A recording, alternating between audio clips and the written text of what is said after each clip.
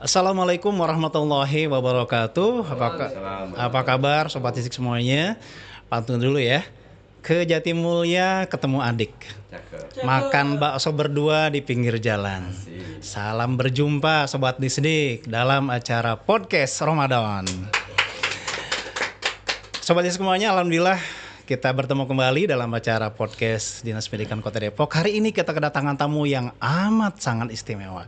Kita langsung saja perkenalkan tamu kita pada hari ini adalah Bapak Insinyur Haji Imam Budi Hartono MSI, Wakil Wali Kota Depok. Selamat datang Bapak, Assalamualaikum. Bagaimana kabarnya Bapak? Alhamdulillah baik. Alhamdulillah sehat lagi puasa ya. Ya, kami terima kasih Pak sudah hadir di podcast Dinas Pendidikan Kota Depok. Siap. Ini bincang-bincang dikit nih Pak.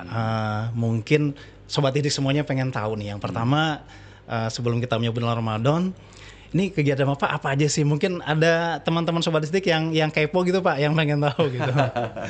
Bapak. Iya, bulan Ramadan ini bukan bulan istirahat pasti ya.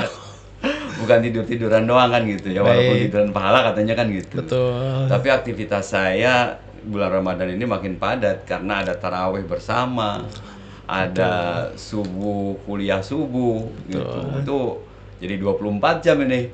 Itu yang biasanya cuma dari pagi sampai sore kan gitu. Sekarang tambahan tarawih sama kuliah subuh. Pastinya tambah berkah insya Allah. Ya amin, insya Allah luar biasa. Justru di Ramadan ini Pak Wakil lebih sibuk lagi ya dengan kegiatan-kegiatan Iya, yang itu betul, lebih padat betul. lagi. Alhamdulillah. Mudah-mudahan Pak Wakil selalu diberikan kesehatan Pak. Amin ya Allah. Izin Pak, ini mungkin dari Sobat Disik pengen dapat saran dari Bapak terkait dengan tema kita pada hari ini Pak. Salat Ramadan kita ingin membentuk profil pelajar Pancasila. Mungkin Bapak bisa memberikan tausiah kepada kami terkait dengan hal tersebut Pak. Iya, Sobat Disdik ya, Betul. yang saya banggakan. Alhamdulillah saya Imam Budi Hartono, Wakil Wali Kota Depok bisa podcast pada pagi hari ini dalam memberikan sebuah konsep pendidikan dalam bulan suci Ramadan yang akan membentuk kepribadian Pancasila. Saya sampaikan bahwa agama dengan Pancasila jangan sampai diadu domba gitu Ya, iya, istilahnya. betul. Oh, ada orang yang Pancasilais dibilang nggak beragama kan gitu. Betul. Orang yang beragamanya baik dibilang tidak Pancasilais. Karena kita tahu Pancasila dilahirkan oleh para pendiri bangsa kita yang notabene mereka paham betul tentang agama. Gitu. Baik, wah luar biasa. Nah, karakter pendidikan di Ramadan ini, pendidikan Ramadan ini membuat karakter umat Islam itu kepada semua kebaikan. Seperti yang diharapkan oleh para pendiri bangsa kita, seperti yang diharapkan dalam Pancasila. Dari sila pertama sampai sila kelima itu ada di dalam aktivitas ibadah bulan Ramadan. Ya pertama pasti sila pertama kan gitu, taat kepada Allah ataupun ketuhanan yang Maha Esa. Betul. Nah, ketaatan itu sangat diuji sekali di bulan suci Ramadan karena ibadah di bulan suci Ramadan itu bukan saum saja, bukan puasa saja. Ada tarawih, ada tilawatul Quran, ada apalagi itu infak, sodako. Nah, itu membentuk kepribadian yang baik dalam berbagai sisi, baik dari sisi ketaatan, sisi sosial, sisi persatuan bangsa, maupun dari sisi komunikasi dan kedisiplinan seseorang dalam menjalankan ibadah bulan suci Ramadan. Oh baik, luar biasa. Jadi Pancasila dengan agama ini justru sinergi ya Pak Oh, iya. Wakil ya. Justru di Betul. Ramadan inilah semakin kita sinergikan hal yang tadi Pak. Makin terlihat. Ya, makin terlihat karena masyarakat juga tentu pengen sekali di bulan Ramadan ini juga mereka beribadah lebih baik lagi. Betul. Ini mungkin salah satu lagi Pak Wakil ketika di bulan Ramadan ini buat memotivasi kita nih buat meningkatkan ya giroh kita buat ibadah nih Pak. Kira-kira tips triknya bagaimana Pak? Iya, tadi yang saya sampaikan kita harusnya bahagia ya dengan Allah berikan kesempatan pada 1445 Hijriah ini di bulan suci Ramadan kita masih dipertemukan, masih diberikan nikmat sehat dan bagi yang sehat nih ya. Betul. Betul. Betapa banyak saudara-saudara kita udah berdoa, Allahumma barik lana fi Rajab wa Sa'ban kan gitu ya. Wa barikna fi Ramadan. Ternyata sehari sebelum Ramadan udah nggak ada. Udah nggak ada, Gitu. betul. Nah, maka yang mendengar podcast ini, Sobat Disdik, itu wajib bersyukur. Kita diberikan kesempatan oleh Allah untuk bisa ikut dalam kegiatan ibadah bulan suci Ramadan. Nah, untuk Sobat Disdik yang ingin melaksanakan bulan suci Ramadan pada tahun 1445 Hijriah ini, jadikan Ramadan kita sebagai Ramadan yang wow. Jangan biasa-biasa saja. Iya. Ya bilang, Pak Imam, saya mah udah dari kecil udah puasa, biasa aja bagi saya. Waduh, betul. jangan deh. Jangan ada sebuah pernyataan itu. Betul. Justru kita pengen setiap tahunnya dari Ramadan ke Ramadan itu Ramadan kita, puasa kita, ibadah kita di selama bulan suci Ramadan itu semakin wow, semakin keren. Yang tadinya misalkan tarawihnya baru sekali, 2 kali gitu, bahkan di akhir-akhir nggak terjadi. Tekadkan, bulatkan bahwa kita puasa Ramadan pada 1445 Hijriah ini tarawihnya pol. Oh, puasa mah udah nggak usah ditanya lah. Bagi yang tidak punya halangan pasti harus pol. Jangankan kita orang dewasa, cucu saya aja kan usia 5 tahun seneng banget kalau pol. 5 tahun aja udah ini Pak ya, udah diajarkan untuk dia berpuasa Pak ya, luar biasa. Yang tilawah Quran juga gitu. Yang kemarin belum bisa baca Quran, belajarlah Quran kan gitu. Yang udah bisa baca, tadinya cuman baca selembar sehari, bisa 2 lembar. Yang tadinya bisa hatam sekali dalam sebulan, bisa 2 kali hatam. Yang tadinya jarang berzakat infak sodako, sekarang menjadi rajin. Betul. Yang kemarin zakatnya hanya 100.000, ya tahun ini 200.000. Ditingkatkan. Nah, peningkatan itu yang saya katakan, wow insya Allah kita akan menjadi orang yang beruntung. Amin. Ya, termasuk di dalamnya Bapak Ibu sekalian, jangan lupa bulan Ramadan ini termasuk bulan untuk meminta maaf kepada Allah. Jadi Allah memberitahu kita, ayo orang Islam, ayo orang mukmin minta maaf bulan ini nih, supaya Allah berikan keberkahan dengan puasa kita, dengan iman, ya, dengan pemahaman yang benar, sehingga Allah akan memaafkan kita. Bayangkan kita pasti setiap hari ada aja salah. Ada yang salah yang entah kita itu lakukan kaki ya. kita, tangan kita, Yeah. mulut kita, mata kita, telinga kita, denger yang nggak bagus kan gitu ya. Minta maaf kepada Allah. Bayangin kalau ada atasan kita minta maaf ke atasan kita. Pak, minta maaf kemarin saya begini-begini, minta maaf ya Pak. Terus diampunin sama, oh saya maafkan. Seneng nggak? Pasti seneng. Betul. Kita kepada Allah gitu juga. Tapi atasan kita ketika kita minta maaf, tiba-tiba kasih hadiah nih, ada coklat buat kamu nih. Wah, luar biasa. Tambah seneng nggak? Tambah seneng pasti. Allah lebih dari itu. Kalau kita dimaafkan, kata Allah, Allah akan berikan surga tuh. Amin. Yang luasnya lebih luas dari langit dan bumi. Luar biasa ini. Mantap banget deh puasa ini. Jangan disia-siakan. Kita manfaatkan semaksimal mungkin untuk pol pahala kita. Amin. Untuk kita nanti menang jadi orang yang bersih di Idul Fitri dan terbiasa dengan segala aktivitas yang kita lakukan selama bulan suci Ramadan. Amin. Luar biasa ini Sobat Didik semuanya, apa yang disampaikan oleh Pak Wakil tadi. Intinya buatlah puasa kita ini puasa yang wow. Tadi sudah sangat diuraikan, begitu banyak yang bisa kita lakukan setelah bulan puasa.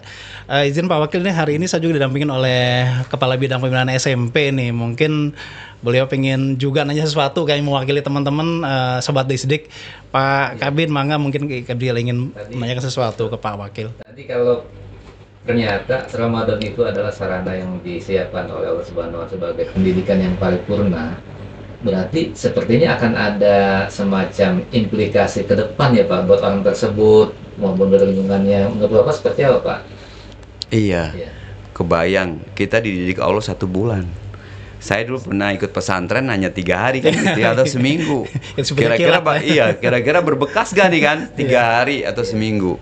Ya alhamdulillah, kalau memang kita ikutinya benar, serius, berbekas sampai sekarang itu ajaran-ajaran selama guru-guru kita, guru ngaji kita diajarin Quran, diajarin pengenalan tentang Islam, tentang Allah, tentang Rasul, membekas bagi saya. Ini apalagi Allah ajarin selama 1 bulan. 1 bulan penuh. Makanya harus serius itu. Kalau kita serius, itu jejaknya itu mudah-mudahan nggak hilang selama setahun. Nanti muncul lagi kan selama Ramadan lagi, digembleng lagi kita. Dari sisi waktu aja udah lama ya. Udah lama 1 bulan. Betul. Sampai maghrib. Kalau sekarang dari 24 jam ya. Betul. 24 jam ya. Pendidikannya 24 jam. Makanya harusnya sangat berbekas kepada kita sekalian. Ya, insya Allah Pak, selama sebulan ya. Makasih banyak, Pak. Baik, makasih Pak Kabir. Mungkin terakhir nih Pak Wakil, teman-teman Sobat Distrik pengen tahu juga. Mungkin yang bisa memotivasi Pak, teman-teman Sobat Distrik semuanya. Mungkin ada pengalaman hidup Bapak yang bisa memotivasi teman-teman Sobat Distrik ini untuk termotivasi lagi lebih ibadahnya lebih baik lagi, kemudian belajarnya lebih baik lagi. Mungkin yang bisa Bapak bagi kami tentang pengalaman Bapak Pak. Iya, memang pengalaman guru yang terbaik katanya gitu ya. Betul. Bagi kita, saya ada pengalaman. Ini saya minta kepada para orang tua murid lah, dan para orang tua semua yang bisa mendengar acara ini memang harus pendidikan kepada anak kita harus clear. Siap. Ada satu kesan yang mendalam bagi saya ketika ibu saya, jadi ibu saya itu mengajarkan saya bagaimana berzakat fitrah. Kami memang kebetulan ditakdirkan oleh Allah waktu itu adalah dari kalangan orang nggak mampu, nggak punya gitu. Bapak saya hanya supir, punya anak 7, saya anak 5, dan rumah ngontrak kan gitu. Jadi terkadang makan, kadang ada lauknya, kadang nggak kan gitu ya. Mungkin sama-sama ibu-ibu ada yang semasa saya tuh sama, mungkin nggak tahu Pak Yusuf ya atau Pak Joko. Mungkin kalau makan telurnya didadar dipotong 4 kan gitu ya. Anaknya 7 dipotong 7 kan gitu ya. Iya, kecapnya dibanyakin. Nggak punya lauk, makannya pakai nasi, pakai garam kan gitu, dikepel-kepel. Nah, sebegitu ekonomi keluarga saya. Tapi untuk zakat fitrah itu nggak main-main. Karena memang ini adalah bagian dari rukun Islam yang kelima yang harus kita laksanakan, sama seperti sholat, sama seperti puasa ya. Zakat itu bagian yang harus dilaksanakan oleh umat Islam. Nggak punya apapun kita cari supaya kita bisa berzakat. Jadi ibu saya bilang, Mam, bisa dipanggil imam lah ya. Mam, kita orang Islam, jadi sampaikan kepada anak-anak kita tentang konsep Islam itu, tentang kewajiban kita kepada anak kita, supaya mereka ikut serta dan tahu, faham apa yang dilakukan, apa yang disuruh Allah kepada kita. Mam, kita ini orang nggak punya, tapi untuk zakat fitrah kita wajib, siapapun umat Islam, karena itu perintah Allah. Sekarang kita punya rejeki, ini ada zakat fitrah punya kamu ya, dari orang tua, yang harus diberikan kepada tetangga kita yang nggak punya, supaya mereka Idul Fitri bisa bikin ketupat atau bisa lebih bahagia. Ini 3,5 liter ya, ada orang nggak mampu, ada orang nggak punya, lebih nggak punya daripada kita. Jadi gitu. Ini kamu datengin ke si ibu ini yang udah nggak punya suami, nggak punya penghasilan, kamu bawa, ini punya kamu, ini punya kakak kamu, semua 7 anak itu dikasih ya untuk menyebarkan zakat fitrah beberapa hari sebelum Idul Fitri. Nah, itu kesannya dalam banget bagi saya. Nah, saya himbau kepada Bapak Ibu sekalian agar kalau nanti akan melaksanakan zakat fitrah, sertakan anaknya, kasih tahu dalam bentuk uang atau dalam bentuk beras, kasih tahu ini zakat fitrah kamu, berikan ke lembaga ini atau lembaga itu atau kepada orang yang langsung menerima. Nah, itu akan terkesan baik kepada anaknya bahwa ketika nanti dia besar, dia terus meneruskan kewajiban berzakat fitrah. Saya khawatir umat Islam ketika tidak diajarkan oleh orang tuanya atau oleh gurunya, dia nggak tahu tentang kapan dilaksanakan zakat fitrah, bahkan cenderung tidak membayar zakat fitrah. Saya menghimbau untuk mengajarkan kepada anak-anak kita secara langsung dengan memberikan zakat fitrahnya kepada anaknya untuk diberikan kepada yang berhak menerimanya. Itu. Masya Allah, luar biasa. Tauladan yang luar biasa yang sudah dicontohkan. Ini pengalaman hidup dari Pak Wakil sehingga sampai beliau di posisi ini. Baik Pak Wakil, terima kasih atas kehadirannya pada podcast Rizky ini. Mudah-mudahan apa yang sudah Bapak sampaikan tadi ini menjadi manfaat untuk kita semuanya, khususnya pada mendengarkan dan bisa melaksanakan apa yang tadi sudah Bapak sampaikan. Terima kasih sekali lagi kepada Bapak Imam Mudiartono, Pak Wali Kota Depok. Semoga kita bisa bertemu kembali di podcast berikutnya. Yaitu bersama. Assalamualaikum warahmatullahi wabarakatuh. Waalaikumsalam warahmatullahi wabarakatuh.